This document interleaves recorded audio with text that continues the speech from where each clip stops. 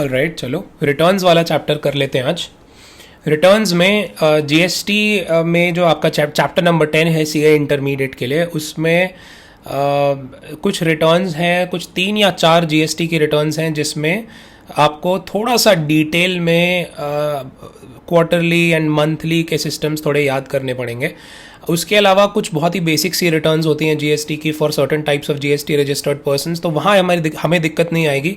हमें majorly GSTR 1, GSTR 3B और GSTR 2A and 2B के कंसेप्ट को समझने में थोड़ा वक्त जाएगा इस पूरे लेक्चर में। सो पहले मेरा फोकस उसी चीज़ पे होगा कि मैं जो भी प्रैक्टिकल अभी सिनारियो चल रहा है, जो भी प्रैक्टिकली सिस्टम चल रहा है जीएसटी रिटर्न्स फाइल करने का, whether it is GSTR 1, GSTR 3B, GSTR 2A 2B कैसे जनरेट होता है एंड ऑल दैट, उस पे रहेगा, रादर दैन कि थियोरेटिकली ओरिजिनली क्या था, फिर उसके बाद क्या अमेंडमेंट्स हुए। That is not really that relevant for your exams anyway. वो आपके स्टडी मैट में भी उन्होंने वैसे ही लिखा हुआ है कि आपको सिर्फ प्रैक्टिकली अभी जो चीज़ें चल रही हैं इंडिया में, वो चीज़ें ही आपको ध्यान में रखनी है और वही चीज़ें याद करनी है। तो रिटर्न्स वाले चैप्टर में वी हैव टू, ये इंट्रोडक्शन वाले पार्ट में पहले इतना पार्ट देख लेते हैं। रेलेवेंट चीज़ें पढ़ते जाएंगे बस हम अपने स्टडी मटेरियल के चैप्टर 10 में, और जो इररेलेवेंट है उसको छोड़ते जाएंगे। हालांकि इस पूरे चैप्टर में इररेलेवेंट चीज़ें बहुत कम है, almost everything is going to be very much relevant for your exam. Anyway, so जैसे रिटर्न्स के बारे में, जीएसटी के जो रिटर्न्स होते हैं उसके बारे में पहले बेसिक कंसेप्ट आपको बताया जा रहा है विद इन दिस चैप्टर कि एक तो वो रिटर्न्स जो हैं वो क्या पर्पस सर्व करती हैं। रिटर्न का एक तो बाय द वे मतलब क्या है, रिटर्न का मतलब ही यही है, और return is information given by tax payers to the government. यानी कि इनकम टैक्स की रिटर्न की अगर मैं फॉर एग्जांपल बात करूं तो इनकम टैक्स की रिटर्न में तो आम जनता जो अपनी इनकम टैक्स की रिटर्न फाइल करती है वो अपनी इनकम बताती है और उसके हिसाब से सिस्टम कैलकुलेट कर लेता है स्लैब रेट्स के हिसाब से या what ever way of calculation कि उसको टैक्स कितना भरना है इनकम टैक्स में।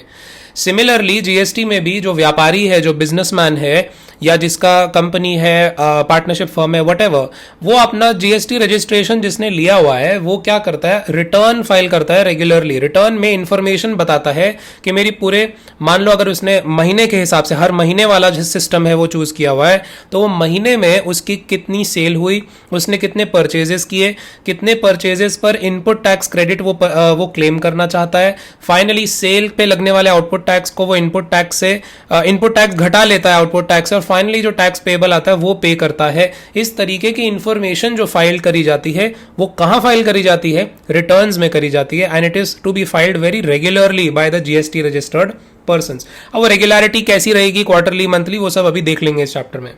So majorly they are trying to tell you here returns का following purpose है. What is the purpose? Number one, it's a mode of transfer of information to tax administration. As I told you, general public information public government को बताती है, ये ही बताती है कि उसके बिजनेस का एक्चुअली स्टेटस क्या है, कैसे कैसे कितनी सेल, कितनी परचेज कैसे हो रही है। कंप्लायंस वेरिफिकेशन प्रोग्राम मान के चलिए टैक्स एडमिनिस्ट्रेशन का, यानी कि क्या कंप्लायंसेस कर रही है जनरल पब्लिक या जो भी बिजनेसमैन है, वो कुछ फ्रॉड वगैरह तो नहीं कर रहा है, वो चीज़ें ध्यान रखने में मदद मिलती है गवर्नमेंट को।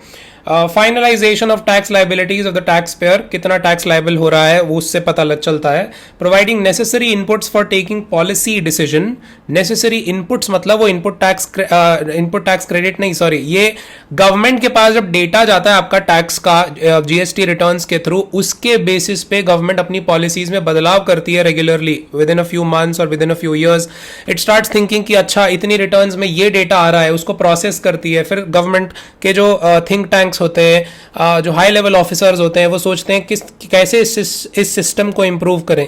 उसके लिए इनपुट जो है उनके लिए इंफॉर्मेशन का, वो कहां से आता है, वो जो आपने रिटर्न्स ढेर सारी फाइल करी हैं अपना रेगुलरली, उसको प्रोसेस करके फाइनल डिसीजन मेकिंग होती है। And management of audit and anti evasion programmes of the tax administration. Anti evasion programmes बनाने में गवर्नमेंट को मदद मिलती है आपके जीएसटी रिटर्न्स के डेटाबेस को देखकर, प्रोसेस करने के बाद। इन्होंने साइड में एक बुलेटिन दिया है, filing of GST returns helps in determining tax liability of the return filer and at the same time it also has a huge bearing on determination of tax liability of other persons also with whom the former has entered into taxable activities. बिल्कुल सही बात है। Mister A ने अगर कोई सामान बेचा है मिस्टर बी को, और मिस्टर ए अपनी जीएसटी रिटर्न्स में जो डेटा दिखाएगा, मिस्टर बी के परचेज वाले डेटा में भी तो वो चीज रिफ्लेक्ट सेम करनी चाहिए। So it helps in overall verification of the system कि जो आपस में लोग एक दूसरे से इंटरैक्ट कर रहे हैं उनका डेटा कितना मैच कर रहा है। अगर वही मिसमैच कर रहा है तो मतलब किसी ना किसी ने कुछ तो घपला किया है। So that's what the purpose of GST returns is. GST returns का देख लो भाई सेक्शन, एक तो अब ये सीजीएसटी एक्ट का चैप्टर नंबर 9 है जिसमें आपके रिटर्न्स रिलेटेड इंफॉर्मेशन दी हुई है। सेक्शन 37 से 48 तक जाता है ये पूरा। These are all your sections that are there in your course, 37 से लेके 48। And also there are some CGST rules. CGST rules का चैप्टर नंबर 8 रूल कहाँ से कहाँ तक, 59 से 84 तक भी हम रेफर बीच बीच में कर लेंगे। एंड वी ऑलरेडी नो जो प्रोविजंस जिस सीजीएसटी एक्ट के होते हैं वही आईजीएसटी एक्ट में लग जाते हैं based on section number 20 of IGST act.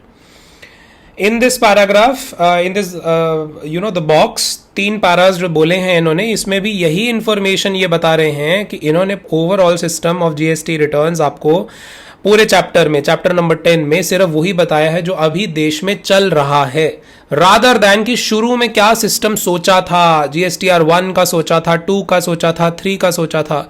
1 तो चलो 1 रही, 2 का 2A और 2B नाम का भरता बन गया, 3 का 3 तो छोड़ो 3B बन गया, और वो ऐसे ही चला आ रहा है। तो दे हैव टोल्ड यू कि 1, 2 या 3 वगैरह तो छोड़ दो, जो ओरिजिनली सोचा था उसको हटा देते हैं। फिलहाल के लिए सिस्टम चल क्या रहा है देश में वो पढ़ते हैं।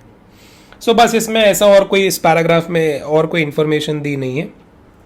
यहाँ इधर ये बता रहे हैं कि सारी जीएसटी रिटर्न्स इलेक्ट्रॉनिकली जीएसटी के पोर्टल पे फाइल करनी होती हैं।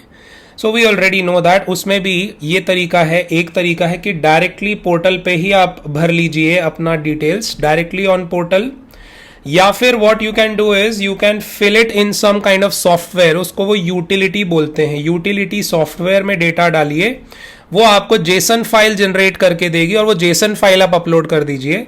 एंड तीसरा तरीका, अगर खुद से नहीं हो पा रहा है तो आप जीएसपी, जीएसटी सुविधा प्रोवाइडर्स के पास चले जाइए, they will help you. Government has created this GST सुविधा प्रोवाइडर्स का सिस्टम ना, जो जगह जगह पर उन्होंने छोटे छोटे वो बनाए हुए हैं बिजनेस सेंटर्स, उन्हें जीएसटी फाइलिंग सेंटर्स बनाए हुए हैं जहां पर एक्सपर्ट्स बैठते हैं। ऐसा गवर्नमेंट के हिसाब से एक्सपर्ट्स बैठते हैं जहां पर लोग आपको हेल्प करते हैं जीएसटी के रिटर्न्स फाइल करवाने में। ठीक है, जीएसपी बोलते हैं उन लोगों को हम। तो ये तरीके हैं आपके जीएसटी रिटर्न्स फाइल करवाने के। डेफिनेशंस में इतना कुछ इंपॉर्टेंट है नहीं, आगे आ जाते हैं अब हम। ऑलराइट, सो अब हमारा जो नेक्स्ट है मेजर फर्स्ट, सबसे पहली टाइप की जो रिटर्न हम डिस्कस करने वाले हैं, that is GSTR 1. GSTR 1 is a return that needs to be filed by all the GST registered persons. GST registered persons जितने भी हैं सबको फाइल करनी है, and also casual taxable person जो कैजुअली रजिस्टर्ड होते हैं उनको भी फाइल करनी जरूरी होती है। लेकिन कौन से टाइप के एंटिटीज को बिल्कुल भी बिल्कुल भी GSTR 1 फाइल करने की जरूरत नहीं है, that is number 1 input service distributor ISDs, non resident taxable persons, इनको भी फाइल करने की जरूरत नहीं है GSTR 1। कॉम्पोजिशन स्कीम में जो रजिस्टर्ड लोग हैं सेक्शन 10 के अंडर में, उनको नहीं करना। TDS जो पर्सन काटते हैं वो नहीं करते। ECOs, electronic commerce operator, e commerce operators जो होते हैं आपके, TCS जो कलेक्ट करते हैं, उनको भी they are not required to file GSTR 1। And lastly online information database access and retrieval services जो देते हैं, जैसे मैंने आपको पहले भी एग्जांपल्स दिए थे, फेसबुक, नेटफ्लिक्स वगैरह टाइप के जो एंटिटीज हैं, ये लोग भी they are not required to file GSTR 1 because ये जितने भी हैं ये 5-6 एक्सेप्शंस जो हैं, इनको अपनी अपनी रिटर्न्स फाइल करनी होती है, उनकी अलग तरीके की रिटर्न्स दी हुई हैं, उनको GSTR 1 नहीं करनी होती। आगे, what is the form for submission? I have already told you, form GSTR 1 is required to be filed for the purpose of furnishing your outward supplies के details। और इसमें ना डिटेल आपकी इनवॉइस वाइज जाती है GSTR 1 में। Invoice wise का मतलब क्या, अभी नीचे देख लेंगे। फर्दर ये भी कह रहा है कि नील GSTR1 भी आप फाइल कर सकते हैं अगर आपको SMS के थ्रू फाइल करना है। SMS के थ्रू नील GSTR फाइल कर सकते हो, जिसमें क्या होता है उस मंथ में अगर आपका कुछ सेल वगैरह नहीं हो रहा है ना, अगर तो so then it's not like कि GSTR1 फाइल नहीं करनी है, फाइलिंग तो कंपलसरी है, but you just file a nil GSTR, you just mention that आपकी सेल 0 थी। What is the due date for submission? अगर देखो मंथली आपकी GSTR जा रही है, मंथली रिटर्न जा रही है, तो देखो सेक्शन के अंडर में तो आपको बोला था कि it should be filed on और before the 10th day of immediately succeeding month. So if you are in the month of April, आपने अप्रैल के मंथ की सेल वेल कंप्लीट कर ली, तो मई 10 से पहले पहले आपको वो डिटेल्स फाइल करनी है GSTR1 नाम की रिटर्न में। बट इफ यू सी नीचे यहाँ पर नोटिफिकेशन नंबर 83 ऑफ 2020 नीचे इन्होंने मेंशन किया है और बोल रहे हैं कि ये जो ऊपर जो सेक्शन में टाइमलाइन लिखी है उसको एक्सटेंड कर दिया गया है based on a QRMP scheme. तो पहले ये देख लेते हैं कि QRMP स्कीम क्या होती है। QRMP स्कीम का मतलब है quarterly return monthly payment scheme. इसमें ऑप्शन दिया गया है कुछ ऐसे GST रजिस्टर्ड लोगों को जिनका टर्नओवर 5 करोड़ को अगर एक्सीड अगर नहीं करता प्रीसीडिंग फाइनेंशियल ईयर का, तो then they can avail the facility of filing GSTR1 on a quarterly basis. जैसे अप्रैल से जून क्वार्टर की रिटर्न एक साथ, जुलाई से सितंबर क्वार्टर की रिटर्न का डेटा एक साथ फाइल कर दें, अगेन देन अक्टूबर से लेके दिसंबर तक का डेटा एक साथ, एंड देन लास्टली जनवरी से लेके मार्च तक का सेल का डेटा एक साथ क्वार्टरली बेसिस पे फाइल कर लें। ऐसा कर सकते हैं। तो अगर ऐसा कोई अडॉप्ट करता है प्रैक्टिस, सो देन उसमें क्या होगा, देन उसकी GST रिटर्न फाइलिंग की जो डेट है as per this notification it will become 13th day of the month succeeding that tax period. Tax period will be that quarter. उस क्वार्टर के, जैसे अप्रैल से जून के क्वार्टर की रिटर्न्स अगर फाइल करनी है, GSTR1 फाइल करनी है, so then the last date will become 13th जुलाई। एंड अगर जुलाई से सितंबर की रिटर्न फाइल करनी है, the last date will become 13th अक्टूबर। और अगर ये मैं बोलूँ मंथली वालों के लिए, जो अगर उनको QRMP नहीं चाहिए, मंथली सिस्टम पे ही स्टिक करना है, then you have to file not later than the 11th day of the month succeeding the tax period. 11th day यानी कि अप्रैल मंथ का आपने GSTR1 फाइल करना है, देन मई 11th तक यू कैन फाइल, मई का फाइल करना है, देन जून 11th तक you can file, and so on. So these are the due dates for filing GST returns. ये एग्जांपल इन्होंने सेक्शन के हिसाब से दिया है, बट आपको मैंने एक्सटेंडेड टाइमलाइन बता दिया कि एक्सटेंडेड कर दी गई है रेगुलरली, कि QRMP वालों के लिए 13th of the month succeeding the quarter, and monthly वालों के लिए 11th of the month succeeding the relevant month. Okay, बाकी ये भी बोल रहे हैं कि 11th डे से लेके, सेक्शन के अंदर ये बात भी लिखी है, जो भी मंथ कंप्लीट होता है उसके नेक्स्ट मंथ में 11 से लेके 15वें दिन तक का आप डेटा फाइल नहीं कर सकते, GSTR1 फाइल नहीं कर सकते, कुछ भी उसमें डेटा नहीं डाल सकते, अपलोड नहीं कर सकते इनवॉइसेस, वो ब्लॉक्ड होते हैं। वो अभी नीचे भी आएगा। अभी नेक्स्ट देखें, अभी जो मैंने आपको एग्जांपल दिया कि क्वार्टरली सिस्टम अडॉप्ट कर सकते हैं कुछ लोग जिनका पिछले फाइनेंशियल ईयर में, प्रीसीडिंग फाइनेंशियल ईयर में टर्नओवर अगर 5 करोड़ को क्रॉस नहीं किया था, so what facility do they have? They have a facility of furnishing their returns on a quarterly basis. लेकिन इससे क्या होगा ना कि जो लोग सप्लायर्स से सामान खरीदेंगे, वो लोग इनपुट टैक्स क्रेडिट उन परचेजेस का नहीं ले पाएंगे, वे जल्द से जल्द नहीं ले पाएंगे, क्योंकि one of the basic conditions of availing input tax credit by a buyer is कि जो उसका सप्लायर है उसने अपनी GSTR1 टाइम पर फाइल कर दी हो, रेगुलरली फाइल कर दी हो, एंड जैसे ही वो GSTR1 वहां पर फाइल करेगा उसका सप्लायर, बायर के ऑटोमेटिक GST पोर्टल पे लॉगिन जब वो करेगा तो GSTR2A और GSTR2B नाम का एक ऑटोमेटिक रिटर्न होती है, वो दिख जाएगा और उसमें वही डिटेल एज अ परचेज बन के दिखेगा इसमें बायर के GSTR2A एंड 2B में। तो जब तक GSTR1 नहीं जाएगी तब तक इसकी 2A या 2B भी ऑटो पॉपुलेट नहीं होगी, तो ये मंथ टू मंथ तो इनपुट टैक्स क्रेडिट अवेल ही नहीं कर पाएगा। इसके लिए, इस प्रॉब्लम को सॉल्व करने के लिए क्या बोला है कि when there are certain buyers जिनको अंदर से होता है कि यार हमारा GST का इनपुट हम अच्छे से एकदम से ले पाए, ये लोग अपने सप्लायर्स को रिक्वेस्ट करेंगे कि उनके सप्लायर GSTR1 भले ही क्वार्टरली स्कीम में हो, क्वार्टरली फाइल करते हो, बट मंथली बेसिस पे एक फैसिलिटी होती है IFF, इनवॉइस फर्निशिंग फैसिलिटी, उसमें वो 2-4 इनवॉइसेस जरूर डाल दें जिससे कि ऑटो पॉपुलेट हो जाए 2A और 2B किसका, बायर का, और वो input tax credit month two month basis पे ही ले पाए।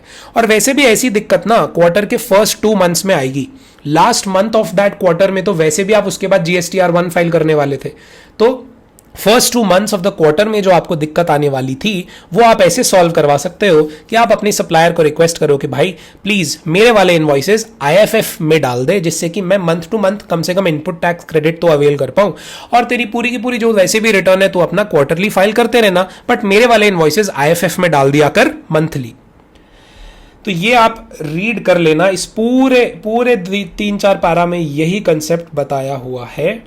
एक बस पॉइंट इसमें जो इंपॉर्टेंट है याद करने वाला और मेंशन करने वाला is that taxpayers opting for the QRMP scheme may furnish details of outward supplies to registered person as he may consider necessary for the first and the second month of a quarter up to a cumulative value of 50 lakhs in each of the first 2 months of quarter using IFF electronically on the common portal. So what it's trying to tell you is कि up to जो आपके शुरू के 2 महीने of each quarter में जो दिक्कत आने वाली थी इसकी कि वो अपना सेल तो वैसे भी GSTR1 में चढ़ाता सप्लायर और बायर फर्स्ट 2 मंथ्स में इनपुट नहीं अवेल कर पाता, इस प्रॉब्लम का सोल्यूशन क्या बताया मैंने, IFF। तो लेकिन IFF में भी for each of the 2 months up to कितने वैल्यू तक के टोटल मिला के इनवॉइसेस अपलोड किए जा सकते हैं बाय द सप्लायर, वो है up to a value of 50 lakhs in each of the first 2 months of the quarter. Okay, up to 50 lakhs per month of the 2 months in each quarter. Okay, so 50 lakh for the first month, 50 lakh for the second month in each quarter. इसके बाद ये 2 paras में आपको example के तौर पर बताया है कि IFF के अंडर में अगर किसी सप्लायर को इनवॉइसेस का डिटेल अपनी GSTR1 क्वार्टरली फर्निश करने से पहले ही फर्स्ट 2 मंथ्स में IFF में अपने डिटेल्स डालने हैं तो वो कब तक डाल सकता है। तो जैसे अगर उसको if the invoices are to be furnished in IFF between the first day of the succeeding month till the 13th day of the succeeding month. After the 13th day of the month, this facility for IFF for the previous month would not be available. जैसे अगर किसी को जुलाई के month का invoices upload करना है तो उसके लिए IFF फैसिलिटी अवेलेबल है 1 अगस्त टिल 13 अगस्त के लिए। अगस्त मंथ का कोई इनवॉइस अपलोड करना है उसको IFF फैसिलिटी है 1 सितंबर से 13 सितंबर के लिए। ठीक, The details of invoices furnished using IFF in the first 2 months of the quarter are not required to be furnished again in GSTR1 for the said quarter. क्या बोल रहा है, IFF में अगर किसी सप्लायर ने इनवॉइसेस पहले ही डाल दिए थे तो वो उसका जो फाइनल GSTR1 फाइल होगा ना उस क्वार्टर का, उसमें ऑटो पॉपुलेट हो जाएगा, वापस से वो इनवॉइसेस की डिटेल्स फर्निश करने की जरूरत नहीं है। यहां पर इन्होंने एग्जांपल दिया है, registered person who has availed the QRMP scheme wants to declare 2 invoices out of the total 10 tax invoices issued in the first month of quarter since the recipient of supplies covered by those 2 invoices desires to avail ITC in that month itself. So details of these 2 invoices may be furnished using IFF. The details of the remaining 8 invoices shall be furnished in Form GSTR1 of the said quarter anyway, so the 2 invoices furnished in IFF shall be reflected in Form GSTR2B of the concerned recipient of the first month of the quarter, and remaining 8 invoices furnished in the GSTR1 shall be reflected in Form GSTR2B of the concerned recipient of the last month of the quarter. Okay, so शुरू के 2 invoices उसको उसी month में ही दिख जाएंगे अपने 2B में, and बाकी के 8 इनवॉइसेस उसको जब वो क्वार्टर की पूरी GSTR बन जाएगी उस वाले महीने में दिखेंगे। आगे दे आर सेइंग कि वैसे भी IFF की फैसिलिटी इज सच दैट कि अगर कोई बायर रिक्वेस्ट कर रहा है ना अपनी सप्लायर को तो वो बायर खुद भी GST रजिस्टर्ड ही होना चाहिए। तो B2B सप्लाईज के ही डेटा जाता है, तो B2B सप्लाईज में भी इंटर स्टेट भी जाएगा और इंट्रा स्टेट भी जा सकता है, and credit and debit notes भी उस दौरान इशू किए थे तो वो भी जा सकते हैं। यानी कि B2C इनवॉइस फर्निश करने के लिए IFF का कोई नीड नहीं है, कोई सेंस नहीं है, बिकॉज कोई बायर अगर कंज्यूमर है अनरजिस्टर्ड है वो अपने सेलर को रिक्वेस्ट क्यों करेगा कि आप सर आप प्लीज ये इनवॉइस डाल दो मुझे इनपुट लेना, क्योंकि वो इनपुट तो ले नहीं सकता ना अनरजिस्टर्ड वाला। इसलिए IFF doesn't make sense in the case of B2C invoices. So ये बात यहां पर आपको बताने की कोशिश की है कि B2B में ही काम आता है IFF। नेक्स्ट इज कुछ 2-3 टाइप के लोगों को ना GSTR1 एंड IFF डालने की फैसिलिटी ब्लॉक कर दी जाती है। अगर फॉर एग्जांपल, जैसे पहला एग्जांपल मैं आपको देता हूं, अगर कोई मंथली किसी GST रजिस्टर्ड पर्सन ने मंथली सिस्टम अडॉप्ट किया हुआ है तो उसने अगर अपने पिछले 2 महीने की लगातार GSTR 3B अगर फाइल नहीं करी है, सेक्शन 39 के अंडर में फाइल होती है GSTR 3B, तो वो अगर फर्निश नहीं करी है ना तो उसको GSTR1 फाइल करने को भी नहीं मिलेगा। और अगर किसी ने QRMP स्कीम अडॉप्ट किया हुआ है, क्वार्टरली वाला अडॉप्ट किया हुआ है, तो उसने अगर पिछले क्वार्टर की ही अगर 3B फाइल नहीं करी है, प्रीसीडिंग टैक्स पीरियड बोल रहा है, तो पिछले क्वार्टर की ही 3B फाइल नहीं करी है, तो उसको IFF या GSTR 1 फाइल करने को भी ब्लॉक कर दिया जाएगा। पहले उसको बोला जाएगा जाओ पहले अपनी 3B फाइल करो, फिर आना 1 या IFF फाइल करने के लिए। तो ये 2 टाइप के लोगों के बारे में बता दिया। तीसरा एक और टाइप है, ऐसा टाइप का GST रजिस्टर्ड पर्सन जिसमें आपको मैंने रूल 86B बताया था ITC के चैप्टर में, कि जहां पर उसके ओवरऑल टैक्स कैलकुलेशन को देखते हुए रूल 86B के हिसाब से at least 1% of the total tax liability, जितना भी आ रहा है लाइबिलिटी लेजर के हिसाब से, उसको 1% of the total tax liability तो कैश लेजर से ही पे करना था, लेकिन उसको उसमें भी दिक्कत हो रही है अगर, और इस रीजन से वो GST रजिस्टर्ड पर्सन अपनी GSTR 3B फाइल नहीं कर रहा है पिछले टैक्स पीरियड की, तो भी उसको IFF या GSTR 1 फर्निश करने को ब्लॉक कर दिया जाएगा। Okay, so because of that 1% वाला प्रॉब्लम, वो 1% वाले कैश लेजर वाली चीज से उसको इतनी दिक्कत अगर हो रही है और इसलिए वो 3B फाइल नहीं कर रहा है, तो देन उसको IFF या GSTR 1 फाइल करना भी ब्लॉक कर देंगे, जब तक वो GSTR 3B अपनी फाइल नहीं कर देता, showing that 99% of the tax liability up to 99% is paid by credit ledger and at least 1% is paid by cash ledger. इस तरीके से जब तक वो अपनी 3B फाइल नहीं कर देता। Okay, next is a tax payer can not file GSTR 1 before the end of the tax period. बिल्कुल सही बात है। देखो, जब तक आपका मान लो अप्रैल का महीना खत्म नहीं होता तब तक आप GSTR 1 फाइल नहीं कर सकते, जब तक मई का मंथ खत्म नहीं होता तब तक आप मई के मंथ की GSTR 1 फाइल नहीं कर सकते। लेकिन 2 केसेस ऐसे हैं जहां पर आपको मंथ खत्म होने से पहले ही GSTR 1 फाइल करना अलाउ कर दिया जाता है। ये 2 कौन से केसेस हैं? कैजुअल टैक्स पेयर्स जिनको अपना बिजनेस क्लोज करना है उनको अलाउ कर सकते हैं, मंथ खत्म होने से पहले ही GSTR 1 फाइल कर दें।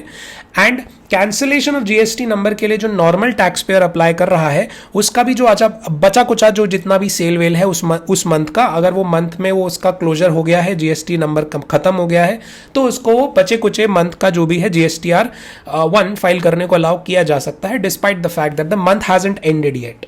Okay. Also, a taxpayer who has applied for cancellation of registration will be allowed to file GSTR 1 after confirming the receipt of the application. यानी कि जब उसका कैंसिलेशन का एप्लीकेशन का रिसीद आ जाएगा तब जाकर उसको GSTR 1 जो बचे कुछ टैक्स पीरियड का है फाइल करने को अलाउ किया जाएगा। Next aspect is what is GSTR 1 का कंटेंट। ये आपको बस रीड करना है एक बार, GSTR 1 के अंडर कैसे कैसे इंफॉर्मेशन जाती है, basic and other details and details of your sales outward supplies.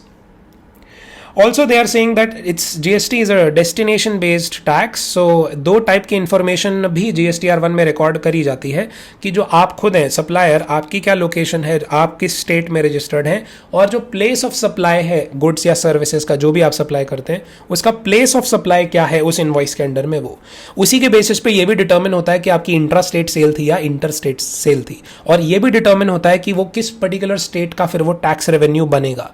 ये सब GSTR 1 के बेसिस पे डिटर्मिन होता है। नेक्स्ट बाइफर्केशन इन्होंने किया हुआ है कि इनवॉइस वाइज, मैं बार बार बोल रहा हूं ना, इनवॉइस वाइज डिटेल आपको कौन से टाइप के इनवॉइसेस की फाइल करनी है। या तो आप ये टेबल देख लीजिए या फिर आप नीचे अगर आएंगे तो ये टेबल भी देख सकते हो। देखो, अगर आपकी B2B सप्लाई है, you are also a registered supplier and your recipient is also registered under GST, and if your B2B supply में भी आपने या तो इंटर स्टेट सप्लाई किया है या इंट्रा स्टेट सप्लाई किया है, तो इनवॉइस वाइज डिटेल्स तो आपको डालनी ही पड़ेंगी, एक एक इनवॉइस का एक एक डिटेल डालना पड़ेगा।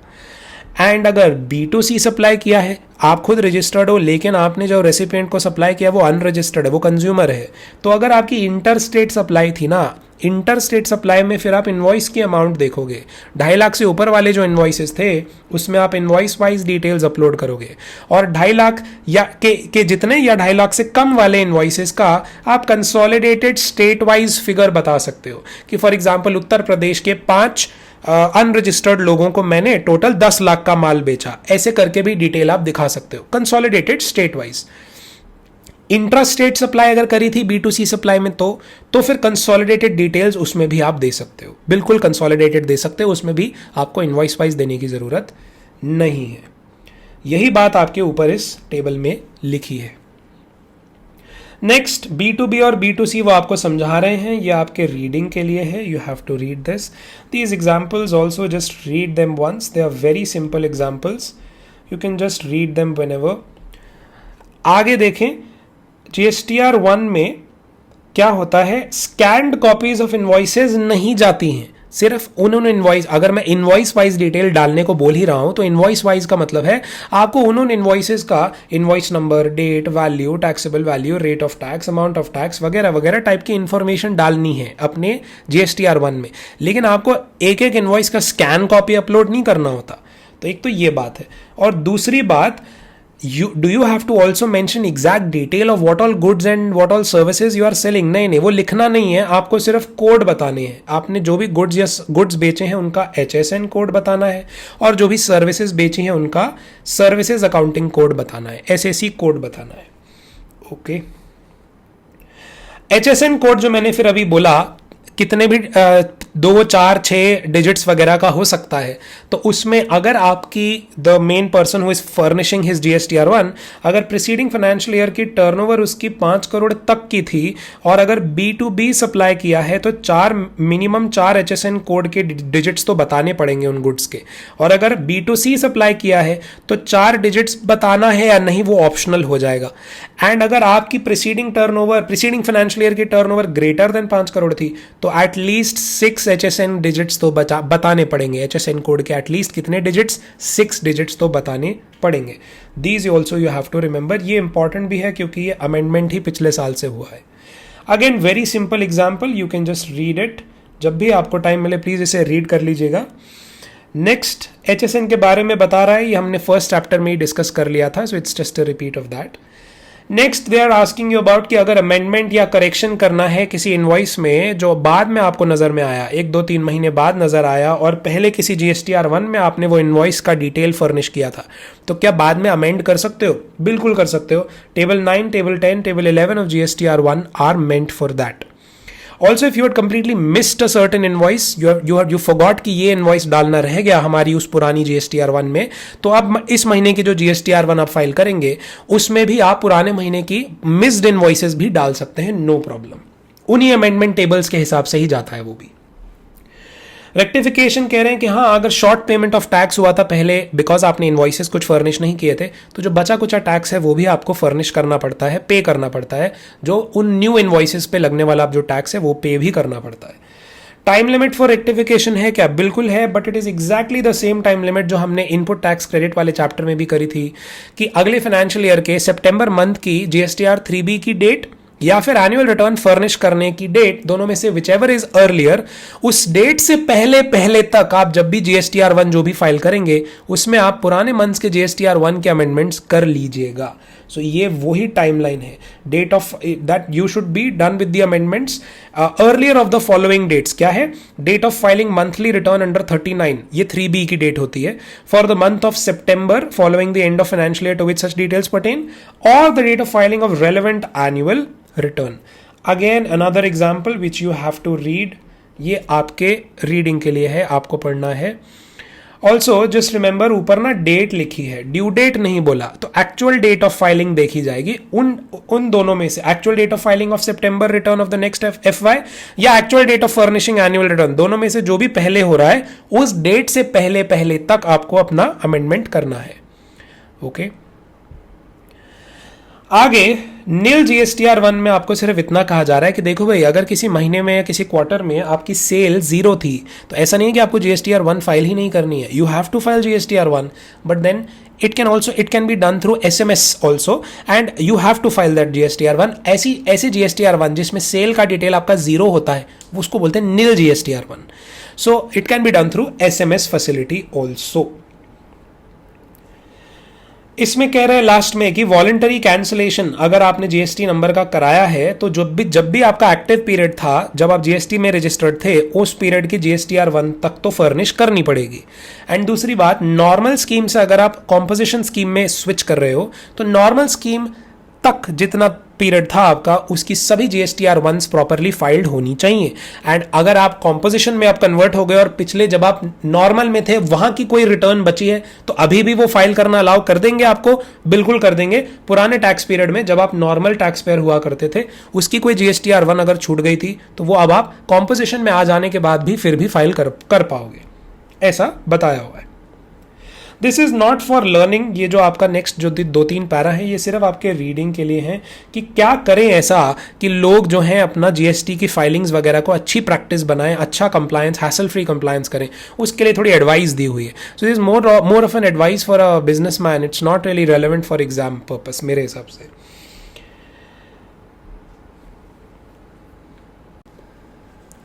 चलो भाई, आपका अब नेक्स्ट टॉपिक आता है GSTR 2A and GSTR 2B. आपको वैसे मैंने कंसेप्ट तो बता दिया. जीएसटीआर 2A और जीएसटीआर 2B क्या होते हैं? ऑटो पॉपुलेटेड या इनवर्ड सप्लाईज के डिटेल्स दिख जाते हैं, जिसमें बेस्ड ऑन की किसी जीएसटी रजिस्टर्ड पर्सन के सप्लायर ने अपने जीएसटीआर 1 में जो इनवॉइस फाइल किया होगा वो आपके इस मेन पर्सन के जीएसटीआर 2A या 2B में दिख जाएगा. तो जीएसटीआर 2A एंड 2B में फर्क सिर्फ इतना है, जीएसटीआर 2A होता है रियल टाइम पे अपडेट, रियल टाइम पे, एंड जीएसटीआर 2B होता है स्टैटिक स्टेटमेंट. तो रियल टाइम पे अपडेट का मतलब है अगर सप्लायर ने अपना जीएसटीआर 1 में इनवॉइस डालना भूल गया था लेकिन उसने बाद में डाला तो भी जीएसटीआर 2A में दिख जाएगा. लेकिन अगर जीएसटीआर 2B की बात अगर मैं करूं, सप्लायर ने अपने जीएसटीआर 1 की ड्यू डेट से पहले पहले वो इनवॉइस फर्निश नहीं किया इस पर्टिकुलर बायर से रिलेटेड, तो फिर इस बायर के जीएसटीआर 2B में वो फिर अगले टाइम का जो आईएफएफ या जीएसटीआर 1 फर्निश होगा ना तब दिखेगा. मतलब ये वाली अपॉर्चुनिटी तो फिर मिस हो गई. ऐसा होता है जीएसटीआर 2B के केस में. तो GSTR 2A it's very simple. जहां जहां पर आपको ये 2A लिखा है that means for a regular taxable person. जहां पर जीएसटीआर 4A है वो कॉम्पोजिशन स्कीम वालों के लिए. जहां जहां जीएसटीआर 6A है वो इनपुट सर्विस डिस्ट्रीब्यूटर्स का दिखता है जीएसटीआर 2A के ही तरीके से. एंड ये लोग बाकी जीएसटीआर 2A में और क्या दिखता है कि अगर जो मेन जीएसटी रजिस्टर्ड पर्सन है इसका जो सप्लायर है वो खुद अगर नॉन रेजिडेंट टैक्सेबल पर्सन था और उसने जीएसटीआर 5 फाइल करी है तो वो सारी चीजें इसके जीएसटीआर 2A में दिखेंगी. और उसने जो सप्लायर था अगर वो इनपुट सर्विस डिस्ट्रीब्यूटर था उसने जीएसटीआर 6 में जो फाइल किया होगा वो इसके जीएसटीआर 2A में दिखेगा बायर के. अगर टीडीएस डिडक्टर था उसने जीएसटीआर 7 फाइल करी है तो वो इसके 2A में दिखेगा. अगर जो सप्लायर था वो टीसीएस काटने वाला ई कॉमर्स ऑपरेटर था तो उसने जीएसटीआर 8 फाइल करी होगी तो भी इसके 2A में दिखेगा. ये सब डिटेल्स 2A में दिखती हैं. आगे इंपोर्ट वगैरह भी अगर किया है या अगर एसईजेड यूनिट या डेवलपर ने कुछ सामान डीटीए डोमेस्टिक टैरिफ एरिया में भी अगर सामान लाए हैं तो बिल ऑफ एंट्री जनरेट अगर हुआ है उसमें भी अगर कुछ जीएसटी रिलेटेड एस्पेक्ट जितने भी हैं वो सारे जीएसटीआर 2A में दिख जाएंगे. ये सब टाइप की चीजें दिखती हैं. इसके अलावा जीएसटीआर 2B क्या है? 2B as I told you already static होता है statement which is available only once a month. And इसमें क्या है ना, इट कंसिस्ट्स ऑफ डेटा जो दिखता है या जो इनवॉइसेस वगैरह का जो डेटा जीएसटीआर 1 में फर्निश कर दिया है सप्लायर ने ऑल टुगेदर वही डेटा एग्जैक्टली रिफ्लेक्ट करता है बायर के जीएसटीआर 2B में, प्रोवाइडेड सप्लायर ने वो जीएसटीआर 1 का इनवॉइस ड्यू डेट से पहले पहले डाल दिया था. जीएसटीआर 1 की ड्यू डेट से पहले पहले वो अगर इनवॉइस प्रॉपरली फर्निश कर दिया था तो इस बायर के जीएसटीआर 2B में भी करेक्टली दिखेगा. सिमिलरली क्यूआरएमपी वाले सप्लायर्स की अगर मैं बात करूं तो अगर मेन जीएसटी रजिस्टर्ड पर्सन जो भी है उसका सप्लायर अगर क्यूआरएमपी क्वार्टरली वाली स्कीम उसने अडॉप्ट करी हुई है तो अगर फर्स्ट मंथ का जो क्वार्टर का जो फर्स्ट मंथ है उसमें वो क्या फर्निश कर सकता है? आईएफएफ अगर उसने अगेन ड्यू डेट से पहले पहले आईएफएफ में उसने ये वाला इनवॉइस दिखा दिया था तो बायर के जीएसटीआर 2B में दिखेगा. Similarly for the second month IFF की ड्यू डेट से पहले पहले अगर सप्लायर ने यही वाला इनवॉइस जीएसटीआर अपनी आईएफएफ में अगर फर्निश कर दिया था तो इसकी जीएसटीआर 2B में दिखेगा बायर की. एंड थर्ड मंथ में तो बहुत ही सिंपल है, थर्ड मंथ में तो आईएफएफ की जरूरत ही नहीं होती. क्या होता है अगर जीएसटीआर 1 की ड्यू डेट से फर्निश करने जीएसटीआर 1 की ड्यू डेट से पहले पहले अगर इसने सप्लायर ने इनवॉइस दिखा दिया था जीएसटीआर 1 में अपलोड कर दिया था तो फिर ये 2B में दिख जाएगा बायर की. ओके, तो ये ड्यू डेट दी हुई है कि ड्यू डेट से पहले पहले करोगे तो ही 2B में दिखेगा. ड्यू डेट के बाद इनवॉइस अपलोड करोगे तो इसके फिर अगले महीने की या अगले क्वार्टर की जीएसटीआर 2B में दिखेगा. Next is details of integrate. और क्या दिखता है 2B में? Details of integrated tax that is paid on import of goods या goods brought into DTA from SEZ unit on a bill of entry in the month. वो detail भी 2B में दिखती है स्टैटिक तरीके से. Form GSTR 2B consists of all the documents filed by the suppliers या ISD in their Form 1, 5 and 6 between the cutoff dates. It also consists of import data for the period which are received within the 13th of the succeeding month. In case of monthly Form GSTR 1, the cutoff date is रात के 12 बजे on the 12th of the relevant month to 23:59 hours 11:59 hours on 11th of the succeeding month. इस period के अंदर अंदर अगर invoices जा रहे हैं तो वो 2B में भी दिख जाएंगे. क्या कट ऑफ डेट बताई वापस से? The cut off date is रात के 12 बजे on the 12th of the relevant month to the 11:59 hours रात के 11:59 on 11th date of the succeeding month. Whereas for quarterly form GSTR 1 या IFF form GSTR 5 या form GSTR 6 cut off date is रात के 12 बजे on 14th day of the relevant month to 11:59 hours on the 13th day of the succeeding month. इस time period के अंदर अंदर अगर इनवॉइसेस अपलोड हो गए हैं तो GSTR 2B में दिख जाएंगे. Details filed in Form GSTR 1 and 5 by the supplier in Form GSTR 6 input service distributor would reflect in the next open Form GSTR 2B of the recipient irrespective of the supplier's ISD's date of filing. So ये कह रहे हैं कि GSTR 1 filed by the supplier या 5 या GSTR 6 filed by ISD या अगर ये GSTR 2B में दिख ही जाएगा, अगर लेट भी हो गए तो अगले वाले में दिख जाएगा. So if a supplier opting for QRMP files an invoice dated 15 July on the 13th August, 15 जुलाई का इनवॉइस कब फाइल कर रहा है? वो 13 अगस्त को, और वो खुद ही QRMP में है, then it will get reflected in the 3B of July generated on 14th August. If the document is filed on 14th August, then the document will be reflected in Form GSTR 2B of August which is generated on 14th September. अगले महीने की 2B में दिखेगा, क्योंकि फिर उसने 13 तारीख तक नहीं किया ना, यहां अगले वाले पार्ट में वो 14 तक फाइल किया ना, तो फिर वो अगले मंथ की 2B में दिखेगा. The statement in Form GSTR 2B of every month shall be made available to the registered person first 2 महीने, first and the second month of the quarter, a day after the due date of furnishing details of outward supplies for the said month, in the IFF by the registered person opting for QRMP, or in Form GSTR 1 by a registered person other than opting for QRMP, whichever is later. And in the third month, a day after the due date of furnishing details of outward supplies for the said month, in Form GSTR 1 by the registered person opting for QRMP. अरे इसका मतलब जो IFF furnish करने की due date है, उसकी due date खत्म होते ही अगले दिन ही बायर को अपनी 2B में दिख जाएगा, अगर इनवॉइस उस ड्यू डेट से पहले तक या उस तक क्या फर्निश कर दिया था, IFF में फर्निश कर दिया था. और GSTR 1 की अगर मैं बात करूं, GSTR 1 की जो ड्यू डेट होती है उस तक या उससे पहले तक अगर कोई इनवॉइस अपलोड हो गया था तो फिर बायर के 2B में भी वो दिखने लग जाएगा. एग्जाम्पल देखते हैं. फॉर द क्वार्टर जुलाई से सितंबर, form GSTR 2B for a registered person recipient who has received supplies from QRMP suppliers as well as from other suppliers will be generated as follows. देखो, जुलाई के महीने के रिलेशन में 2B कब तक जनरेट होती है? 13 तारीख खत्म होते ही, यानी कि 14 अगस्त को. अगस्त मंथ की कब जनरेट होती है? 13 तारीख खत्म होते ही, 14 सितंबर को. सितंबर की कब जनरेट होती है 2B? अगले महीने की 13 तारीख खत्म होते ही, 14 अक्टूबर को. इस तरीके से they have shown you that this is how 2B is generated.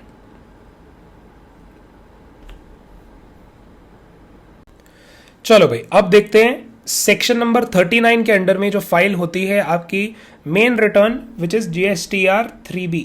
GSTR 3B. GSTR 3B is that return जिसके बेसिस पे फाइनल टैक्स कितना बन रहा है with respect to that month या with respect to that quarter calculate किया जाता है. Output tax minus eligible input tax, जो फाइनल आउटपुट टैक्स लाइबिलिटी आती है वो ही पे करी जाती है. देन वो भी कैसे पे करी जाती है? माइनस इनपुट टैक्स जो मैंने बोला, दैट मीन्स क्रेडिट लेजर की जो एलिजिबल अमाउंट है वो घट जाती है. उसमें भी क्या रूल लगता है आपका? वो IGST यूज करना है, फिर CGST से CGST, फिर IGST भिड़ाना है, फिर SGST से SGST फिर IGST भिड़ाना है एंड ऑल दैट. वो सब रूल्स लगाने के बाद जो फाइनल टैक्स आउटपुट आती है वो आप कैश लेजर से पे करते हो. ये सब सिनारियो कैसे, कौन सी रिटर्न में होता है, कैसे पता लगता है? GSTR 3B में. तो GSTR 3B is that return based on which you calculate your how much tax you have to pay based on the total of whatever sale figure you have in that month or in that quarter. So GSTR 3B कैसे कौन file करता है? Of course every GST registered person has to file it, but again there will be a negative list जिसमें कुछ लोगों को file करने के लिए GSTR 3B नहीं है. ऐसे कौन लोग हैं? So here section 39(1) में it is saying monthly return for every GST registered person other than input service distributor, तो किसको नहीं फाइल करनी? आईएसडीज को नहीं फाइल करनी, नॉन रेजिडेंट टैक्सेबल पर्सन को नहीं करनी, कॉम्पोजिशन टैक्स पेयर्स को भी नहीं करनी, a person deducting tax at source को नहीं करनी, and a person collecting tax at source, and also an electronic यानी कि commerce electronic commerce operator and OIDAR services provide करने वाला, ये सबको नहीं करनी क्या GSTR 3B return file. Okay, so सिर्फ क्या ही बचा? नॉर्मली एक जीएसटी रजिस्टर्ड पर्सन जो नॉर्मल टैक्स पेयर होता है उसी को फाइल करनी होती है GSTR 3B। हाउएवर गवर्नमेंट में बाय नोटिफिकेशन, ये गवर्नमेंट को पावर दी हुई है कि कुछ कुछ लोगों को क्वार्टरली के लिए अलाउ कर सकते हैं, क्वार्टर के लिए, तो वो कर दिया है गवर्नमेंट ने। एक्चुअली ये पावर यहाँ से आई थी बट गवर्नमेंट ने कर दिया है। क्वार्टरली इसमें भी है, जो GSTR 1 में हमने क्वार्टरली किया था एग्जैक्टली वैसे ही क्वार्टरली वाली चीज GSTR 3B में भी है कि QRMP स्कीम अडॉप्ट कर सकता है कोई GST registered person. Okay, so usually अगर मैं मंथली ही लेके चलूं, अगर बोलूं कि किसी ने QRMP अडॉप्ट नहीं किया हुआ, तो मंथली के लिए what is the due date of filing GSTR 3B? It is 20th तारीख जो होती है नेक्स्ट मंथ की, 20 तारीख है, उससे पहले पहले तक क्या फर्निश करना पड़ता है? GSTR 3B return.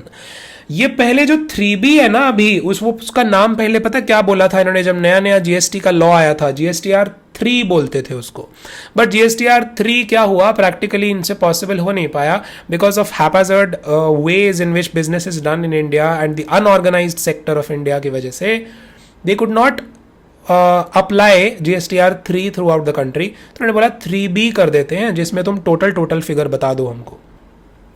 So, GSTR 3B is a simple return containing summary of outward supplies, inward supplies liable to reverse charge, eligible ITC, payment of tax, etc. Thus, 3B does not require invoice-wise data of outward supplies. Invoice-wise वाला आपका कहाँ जा रहा है? 1 में जा रहा है, and आपका total summary figures कहाँ जा रहे हैं? 3B में जा रहे हैं। 3B can be submitted electronically through the common portal either directly or through a facilitation center, या वो आप SMS से अपनी nil GSTR 3B भी भर सकते हो and all that। GSTR 3B again आप मंथली भी कर सकते हो, क्वार्टरली भी कर सकते हो। तो भाई वही वाला जो मैंने आपको बोला QRMP स्कीम वाली चीज, अगर मंथली करते हो तो आपके लिए ड्यू डेट क्या बन जाती है GSTR 3B की? नेक्स्ट मंथ की 20 तारीख।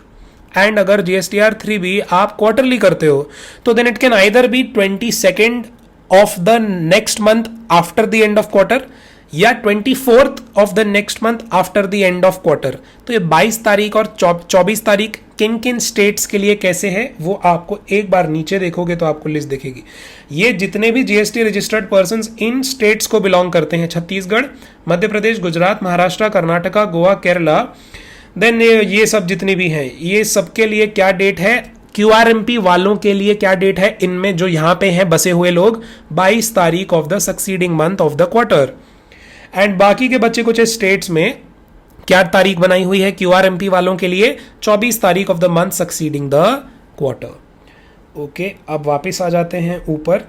ड्यू डेट्स तो आपको मैंने बता दिया।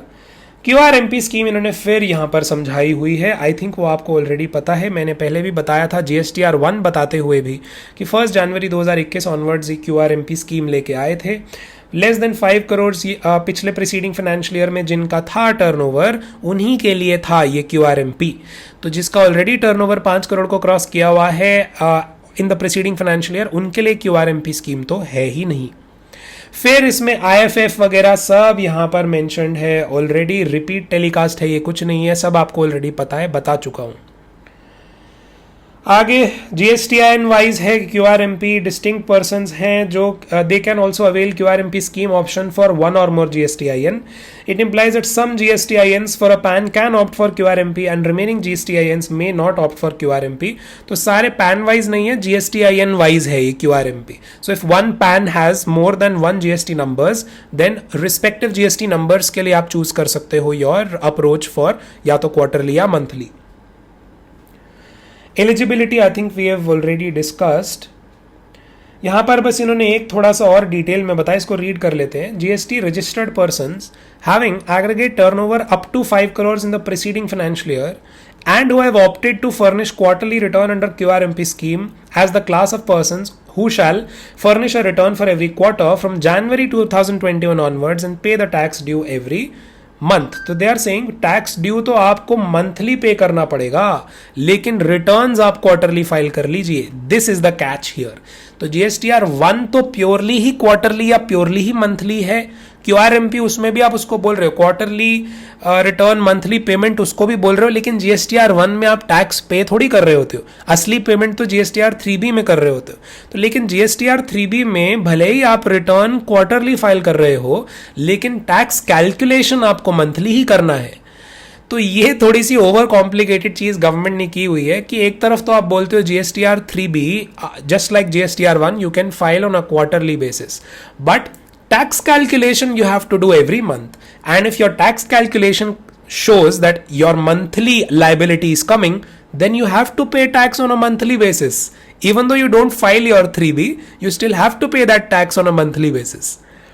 So the taxpayers whose aggregate turnover is up to 5 crores in the preceding financial year are eligible for QRMP scheme.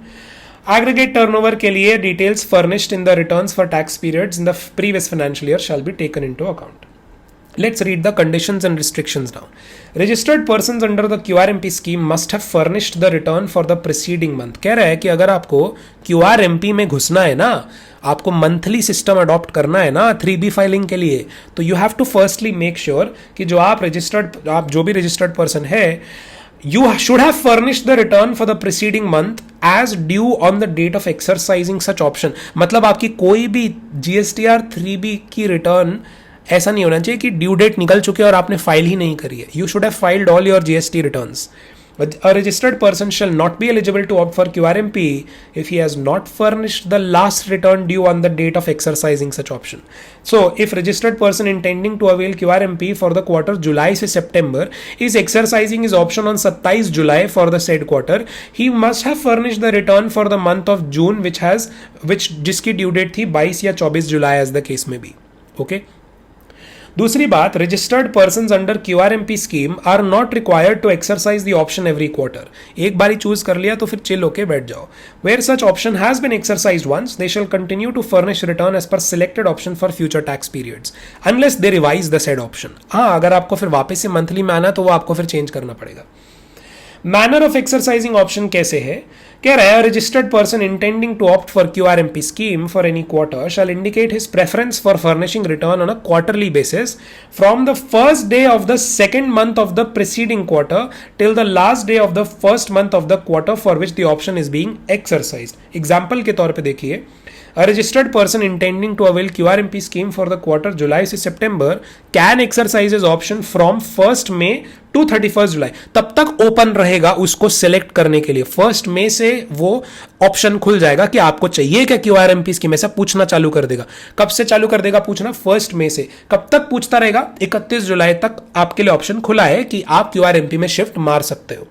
ठीक, 1st May से लेके 31 जुलाई with respect to which quarter? जुलाई से सितंबर।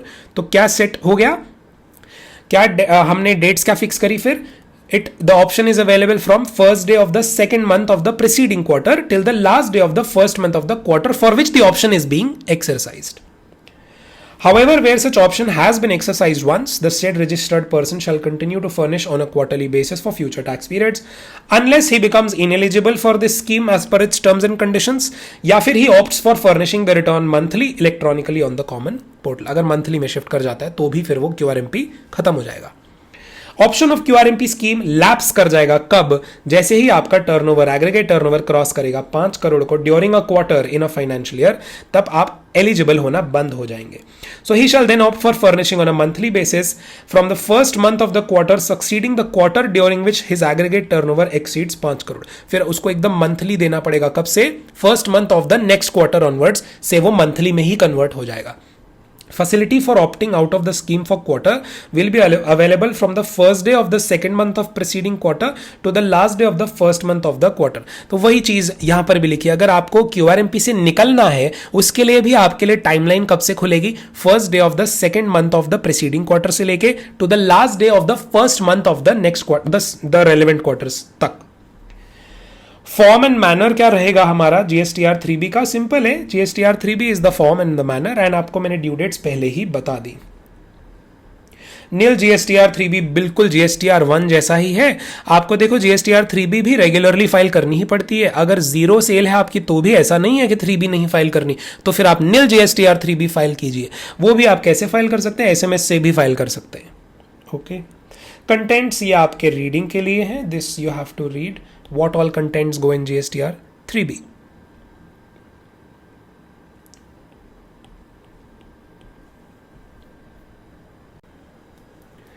देखो भाई, अब नेक्स्ट रिटर्न जो आती है वो आती है GSTR 4 which is to be furnished by a composition supplier. जो सेक्शन 10 में कॉम्पोजिशन स्कीम हमने पढ़ी थी, वो लोगों को ना तो GSTR 1 फाइल करनी होती है, ना GSTR 3B फाइल करनी होती है, तो उनको क्या फाइल करनी होती है? GSTR 4। लेकिन GSTR 4 की फाइलिंग सिर्फ एनुअली करनी होती है, लेकिन कॉम्पोजिशन स्कीम वाले लोगों को टैक्स का पेमेंट तो क्वार्टरली ही करना पड़ता है। और टैक्स का पेमेंट कैसे करना होता है?